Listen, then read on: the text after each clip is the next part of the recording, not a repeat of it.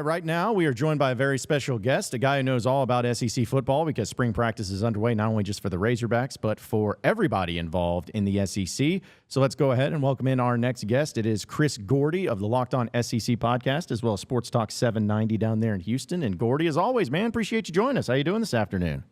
Yeah, definitely, man. Good to be on with you. And man, it's this is always a fun time of year because there's so much going on, right? Baseball's into the thick of it, about to start conference play. Softball's, they're in conference play now. We got, the SEC tournament happening, and then of course March Madness right around the corner.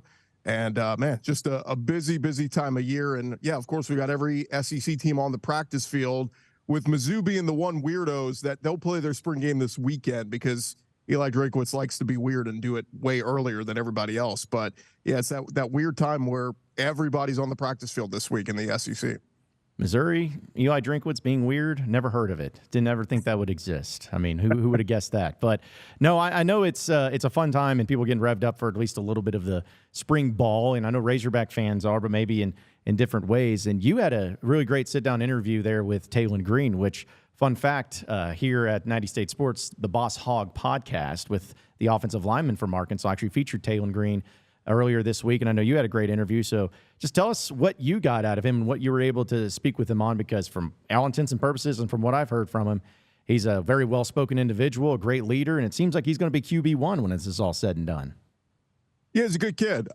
Dual threat quarterback. The big thing he said to me, he loves Sam Pittman, but he said the biggest sell for him was getting to play for Bobby Petrino. And he talked about, just the style of the offense really suiting his skill set. And, I don't want to do a one-for-one compare. Look, I'm going to say the words Lamar Jackson. He's not Lamar Jackson, okay? Can he be very successful and maybe at times have shades of a great play that Lamar Jackson made? Maybe. Keep in mind, Lamar Jackson in college had some up and down moments. I mean, I remember watching him on a Thursday night down in Houston playing the Cougars, and he got sacked something like 11 or 12 times in that game. It was like ridiculous. But all that being said, that's kind of who Taylen said he, of guys he models his game after. He mentioned Lamar, he mentioned Josh Allen, he mentioned Justin Herbert. Obviously, these are guys that are big-time NFL quarterbacks. And again, we're not making a comparison. We're just saying, like, what's your style? What can we expect? And watching some of his highlights at Boise, he went through a lot of stuff there with coaching changes, different, all this different stuff. He thought he was the guy, and then they brought in, they had other quarterbacks behind him, and, he got benched at one point and didn't really know what was going on. So I understand he went through a lot of turmoil there. But at the end of the day, after injuries, he ends up the guy at the end of the year last year at Boise and leads them to a Mountain West championship, was MVP of that game. So the kid has got some unique skills. I would like to see him continue to develop that arm talent. I think he has an arm that can get better as time goes along, more accurate. I want to see him throw some more deep balls as well. But we know the running ability is there. That's going to be a key for his game, and it's different from KJ, right? I mean, I know a lot of people are going to be wanting to, well, is this an upgrade? Is this clear downgrade from KJ Jefferson? Whatever. It's different style. I think he's more elusive, whereas KJ was more Mack truck, try to run you over. So, it's just gonna be interesting to see. I think it's a win-win with Petrino coming in. I think that playbook is still very relevant and can win in the SEC. And I think they're gonna still say all the right things, that it's an open quarterback competition, and they're gonna make Taylen go out there and earn it. But all the vibes and everything I'm hearing so far is that he's the leader in the clubhouse. And at the end of the day, I think we will have Taylen Green as your starting quarterback and Jaquindon Jackson as your starting running back. So, last year's Gordy, as much as anybody, Arkansas really struggled. And what was surprising was the offense being as bad as it was, because you returned KJ Jefferson, you had Rocket Sanders. Both of those guys are at different schools right now, with KJ being at UCF and Rocket Sanders actually being at South Carolina. But you mentioned Bobby Petrino, Taylen Green. You got pretty much the entire wide receiver crew back. You got Luke Hasz, a true freshman last year that unfortunately got hurt early in the season, but looked really great. The offensive line, there's been a lot of changes there on the staff. But overall, the offense specifically for Arkansas, with Petrino at the helm, how good can this offense be with Taylen Green, with all these guys coming back into this year, and especially given the schedule that Arkansas has in the SEC? I mean, what's crazy is even if they're just middle of the pack, it's an improvement from where they were last year. I mean, Dan Enos is going to be, as much as vilified as Chad Morris still is in Fayetteville. I think when we talk about dirty words, I think Dan Enos is one of those dirty words that's going to get thrown around. I do think they're a little bit deeper. Like I think you're going to see, I think, Dubinion is shown he can carry the workload. Like I said, I'm excited about Jaquindon Jackson to see what he can do. But yeah, bringing the receivers back. I mean, they're looking for the alpha, right? I mean, since Taylen left, who's been that guy who can step up and be that guy. But Taylen was very complimentary of Armstrong and Tesla, and we'll see what guys like Jadon Wilson bring and all that. But man, it's a group that I think is going to be like, how can they not be better than last year? Put it that way. Like, and you mentioned Haas. I mean, he had the monster game against LSU and just looked like the sky is the limit for him. So maybe I'm just being uber optimistic. I know a lot of people across the SEC outside of, Arkansas country, look at Sam Pittman as dead man walking. And, basically some people think there's nothing he can do to save his job because the schedule's brutal. And we get that. But man, look, if the offense is decent, I go back and look at what Petrino did with Connor Wegman last year. He had Connor Wegman playing his best football in an A&M uniform before he got hurt. And obviously they had the pivot and, he had Max Johnson and all that. It was just a mess. But I thought Bobby Petrino was getting the best out of Connor Wegman. And so I'm encouraged. I do think that the arrow's pointed upward for this Arkansas offense. And we know in the SEC these days, you got to score points. I think the defense will be a little bit better with some new pieces back there, but you got to score points in this league to win. And I'm optimistic. I think they've got some players that are ready to step up, and I think they're going to score some points this year. Well, you mentioned Sam Pittman, and I think that's where everyone's question is kind of getting alluded to as far as maybe a dead man walking. It's his fifth year. Each year since 2021, he went from 9 wins, 7 wins, and then 4 wins. Certainly seems like his back is against the wall, but they've still been competitive at times. Even in the beginning part, at the end, it kind of fell apart. But in the beginning of last year, he lost to Alabama and LSU both on the road by a field goal, lost to Ole Miss by a touchdown. It seems like they're competitive, but do you think that Sam Pittman does enough this year to keep his job and remain on staff and on coach as the 6th year rolls around next season? Yeah, I mean, the easy answer is no. I mean, again, that's the if we're making betting odds, like I haven't seen, normally we get one of those websites sends out like, odds on the first SEC coach to be fired. I'm sure him and Billy Napier are going to be right up there at the top. But, there are some swing games. And you mentioned they played some really close games last year with some close losses. I think that Oklahoma State trip in week 2 is fascinating because, you win that one, you come back home, I think you beat UAB, you're going into Auburn 3-0. And I put that one as a 50-50 game right now. Auburn has not taken that step forward, going into year 2 of Hugh Freeze on the Plains. Like they're quarterback handicapped. I mean, they're putting all their faith into one guy, and I don't think that's the right move. I think they should have hit the transfer portal to go, upgrade the quarterback position, and they have not. So, Auburn, like I said, I put it 50-50. The defense takes a big step back because they lose a lot of pieces in that secondary. Ron Roberts is now over at Florida. So you win that one, suddenly you're 4-0, going to Dallas to go play A&M, which we know is usually typically always a close game. And then who knows after that? You win that one, you're 5-0. You can take a loss to LSU or Tennessee. And, I think Mississippi State's going to go through a real hard transition period. They just don't have the talent right now. So I'm not scared of playing them in their house. And then you get Ole Miss and Texas at home. And then Missouri, I think, is going to take a little bit of a step back this year. I know you guys have had trouble with them recently. So I lay all that out to say, like, 7-5 is doable, and is 7-5 enough to keep his job? I would say, yeah. I think Razorback fans would be a little bit optimistic. Now, a lot of people might say, well, where's that really getting us? We should be taking that leap forward, but I think 7-5 is the bare. Anything less than 7-5, I think they're making a change. I think even 6-6 and going to a bowl game isn't enough. There's got to be that leap forward, and it's a schedule where you avoid Alabama. It's a schedule where you avoid Georgia. I mean, you avoid some of the big dogs in the conference. So, look, we always talk about Arkansas' schedule, and it is always brutally tough. But when you get to avoid the two, mainstays, the 2 big dogs that have been the big dogs the last few years in the SEC and Bama and Georgia, this is your best opportunity to get to a 7-8 win season. We're speaking with Chris Gordy here on the John Nabors Show. He is the host of the Locked On SEC podcast, as well as Sports Talk 790 down there in Houston. Gordy, I want to circle back to the Bobby Petrino thing because if it wasn't for that hire by Sam Pittman, people were ready to get the pitchforks out and have this man fired. And that at least provided some excitement and some energy. He was at A&M last year, but even in the press conference he had alluded to, he wasn't able to have full reign over a lot of things that maybe made him feel uncomfortable. But this year, it seems like it's different because Sam Pittman's like, hey, it's all you. But just looking at him, how do you think that hire is going to work out for Arkansas? And also, is it going to be where it's light years difference of what Arkansas can do? I guess really the question is Arkansas's defense or the offense going to be the reason why they have success this season? Well, it's got to be the offense. It's, again, I go back to, you got to score points to win in this league. And again, I go back to Exhibit A of what Connor Wegman was at the start of last year with Petrino calling the plays. They put up 52 points on New Mexico in week 1. They go and lose at Miami in week 2, but the offense had some inconsistencies, turned the ball over, but the defense was pitiful. I mean, they let was it Tyler Van Dyke throw for like 400 yards on him and score 48 points. Offense still got 33, so I give them that. And then they put it on UL Monroe the next week, 47 points, and then of course that Auburn game gets away from them where Wegman is hurt and done for the year basically. So I just look at that sample size through the first few weeks where the offense was looking really good with Wegman running the show.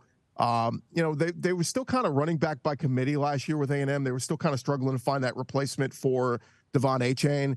And, they kind of went running back by committee with Amari Daniels and Levy and Moss and those guys. But I think Arkansas is in a little bit better spot. If Jaquindon Jackson is as good as I think he will be, with Rashad behind him and, a bevy of backs, I think this offense can look a little bit like that. And again, be the strength of this team. I think we've gotten a little bit jaded because we've heard this the last 2. Oh, KJ Jefferson's back. Oh yeah, Dan Eno. It's like we got a little jaded thinking we were going to see that. So I understand why some people will be skeptical, but I like the pieces.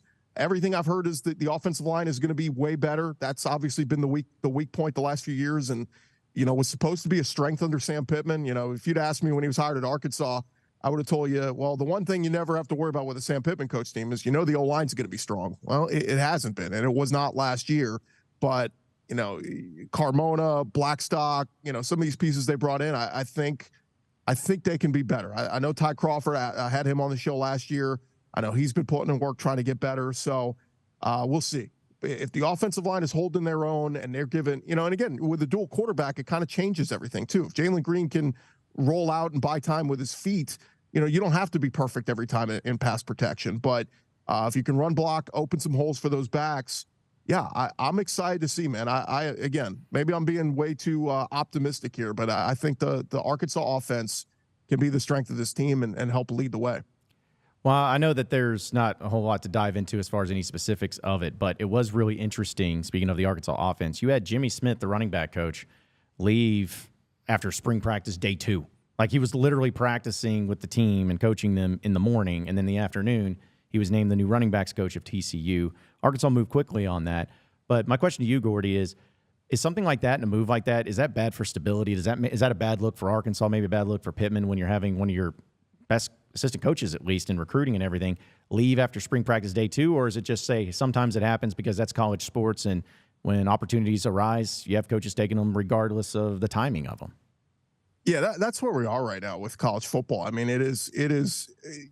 Like look around the league. When you look around the league, John, and see all the changes we've had. I mean, Alabama literally, they make a hire to bring in Kalen DeBoer, and Ryan Grubb is going to be the OC.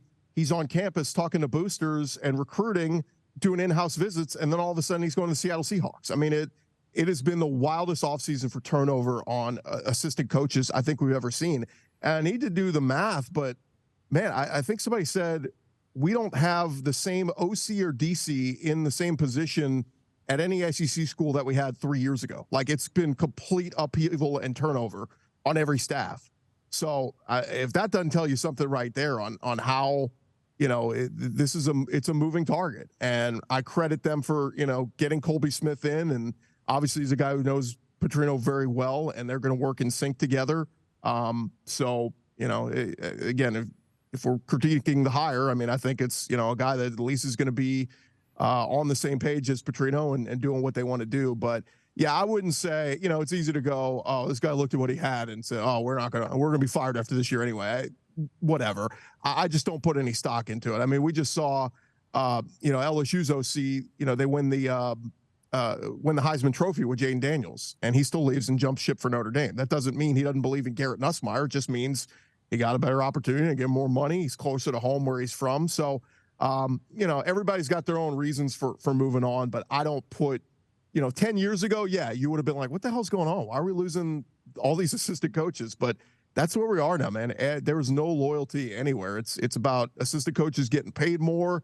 It's all about guys go look around the league right now and see how many guys have title of co-OC, co-DC, assistant head coach, assistant to the head coach. It's just like, it's so funny, all the titles that they've had to add to guys, and the big thing behind it is more money, pay raises. A bump in pay here, yeah, I'll jump ship from Auburn to Florida. Ron Roberts, like, why everyone's like, he had a great defense at Auburn last year. Why would he leave?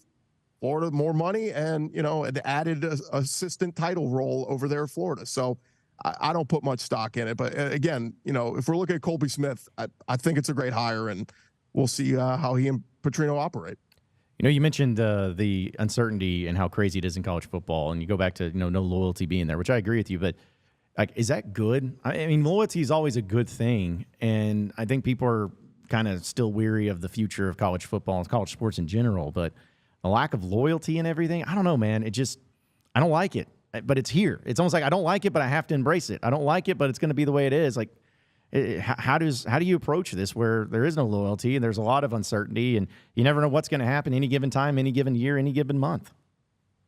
It's just money, man. You got to reward your coaches who do a good job, and I think even more so if your OC or DC did a pretty good job, not a great job, but did a pretty good job. You got to talk bump and pay. I mean, because there is somebody out there lurking, ready to go grab them. It's crazy. Like I said, I mentioned Mike Denbrock. LSU said, we got to pay Mike Denbrock. He just coached Jaden Daniels to a Heisman Trophy win and had a proposal on the table for a bump and pay, but it still had to go to the board and get approved and all this stuff. And while that was in the works, Notre Dame swept in and grabbed him. So, again, it's all about the money. It's all about the dollars and cents. A few weeks ago, Lane Kiffin said, Derek Nix is on my staff. He ain't leaving. He's an Ole Miss Rebel through and through. And 2 weeks later, he's announced as Auburn's new OC. It's just, we have had the biggest influx of or changes on assistant coaching staffs I think we've ever seen in the SEC this offseason. But this is just the day and age we're in. It's all about the dollars and cents. And while we're talking about NIL and getting the kids paid, and rightfully so, you also got to be talking about paying your assistants. And when somebody's good, it's hard to retain them, man. I mean, LSU had to step up to the plate big time to get. Bo Davis played his career at LSU in college. He has been the white whale for LSU. They've been trying to get him as an assistant for decades. He was at Alabama. He's been at Texas under Sark, and they loved him there. I talked to Devondre Sweat at the Sugar Bowl, raved about how great Bo Davis was as the D-line coach at Texas. It took LSU stepping up and paying an exorbitant amount of money to pull him out. Brian Kelly gets him as his D-line coach. So, again, loyalty goes a certain way, but the Benjamins are what rules the world now. Speaking with Chris Gordy of Sports Talk 790, as well as the Locked On SEC podcast here on the John Nabors Show. Now, Gordy, looking at the SEC in general, I'm curious of your thoughts. There's a lot of new coaches. I mean, you got Elko down there at Texas A&M. You got Levy over there at Mississippi State. Kalen DeBoer, of course, at Alabama, which is one that a lot of people are going to be watching. But as far as the new coaches, who do you think is going to be not only the most successful in year one, but set up for most success moving forward in the SEC? Yeah, I mean, it's easy to say that DeBoer is set up with the greatest setup, right? I mean, he's got the most talent. Alabama, people forget, still had a top 2 recruiting class this year, even with the transition away from Saban. Convenient on that timing of Nick Saban announcing the retirement. But, I do think that I think it's going to be very interesting to see how he does. There is an immense pressure on DeBoer there. And look, I'll be honest with you. I don't know if it's going to work. And it's okay to say that. I saw so many folks in the media immediately jump ship or jump to, this is a home run hire. What a great hire for Alabama. Oh, Alabama's going to be just fine. And I asked those people, like, what is fine? Like, what's the expectation for Bama? And most realistic Alabama fans I talk to say, look, 10-2 and making the playoffs this year would be huge win for DeBoer in year one. But there are a lot of those Feinbaum Alabama fans that think, no, 12-0. We're going undefeated. We got Jalen Milroe back. We're going 12-0, and we're winning the SEC, and we're beating Georgia. And I just think I encourage all those Bama fans, like, take a reality check. Nick Saban was the greatest coach of all time. He's gone. DeBoer can be awesome, but, like, you know, I think realistic. I asked people, I said, do you think winning one championship in the next 4 years for DeBoer is a win? And most people I talk to say, yes, that's great. Any team would take that, except Alabama.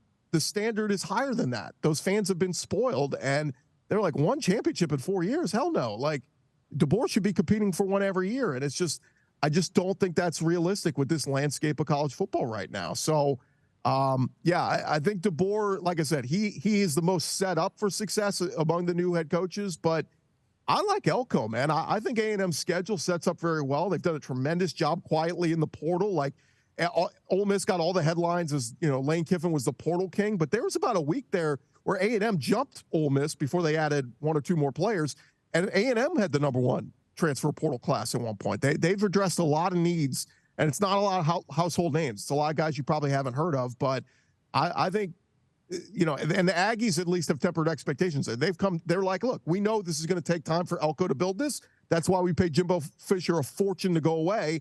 But I could see A&M getting 9-3. I don't know if 10-2 is realistic, but 9-3, 8-4 in year one, that's certainly a step forward from where they've been with Jimbo Fisher these last couple of years. So A&M's in a great spot. Jeff Lebby at Mississippi State, I think he's an awesome X's and O's coach.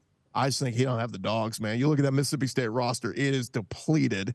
They had to go get Blake Shapen, the quarterback from Baylor. I've been asking people, I'm like, is he the starter? Like, it's a rough roster right now for Mississippi State, and it's unfortunate. The passing of Mike Leach, Zach Arnett, they tried to pivot. It didn't work.